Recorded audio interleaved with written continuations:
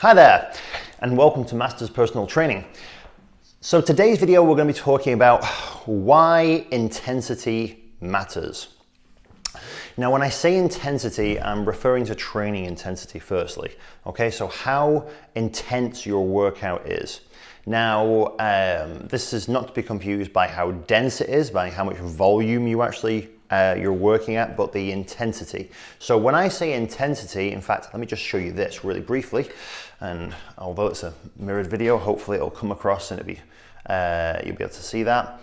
Okay. So basically, when you're measuring intensity, it's about how hard you're actually working when you're training. And when I say how hard you're working, I mean how much weight you're lifting.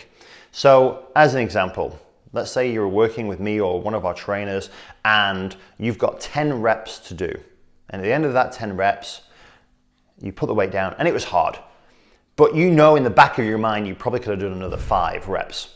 Well, then you weren't working at the right intensity. It was too easy for you, okay? And I'm not talking about cheating the next 5 reps out with bad form. I'm talking about holding good form and being able to control the weight for that given amount of reps, okay? And the reason why this is so important is because when we're writing training programs for you,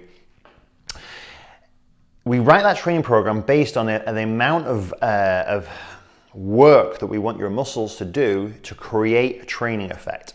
So for example, let's say we give someone 12 reps to do and you know they can do 20 easily. We know it's not hard enough, we need to make it harder. Why? Because your muscles aren't working properly. Okay? If your muscles aren't working properly, how can they be burning energy? And that's the reason why we all train, right? We train to burn energy. We train to get that the metabolization of our fat high so we can burn it off. But if you're not training intensely, then you're not going to get that effect. So intensity is absolutely crucial to your training, and to your results. So the next time you're in the gym and you're lifting weights or you're running, cardio is a little bit different because you don't want the intensity too high. If you're doing sprints, it's different. So if you're doing sprints, if you're lifting weights, or you're doing anything that requires a short burst of intense training, so 10, 12, 5, 1 reps, then if you're only supposed to be able to do 1 and you can do 3, it's too light. Okay?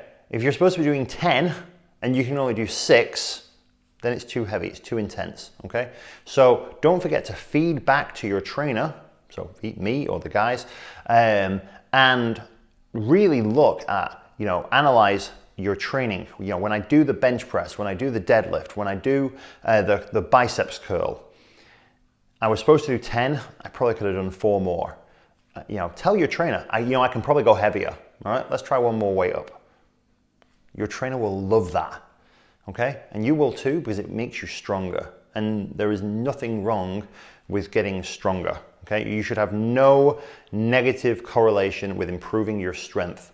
Okay, because you can be strong without getting big.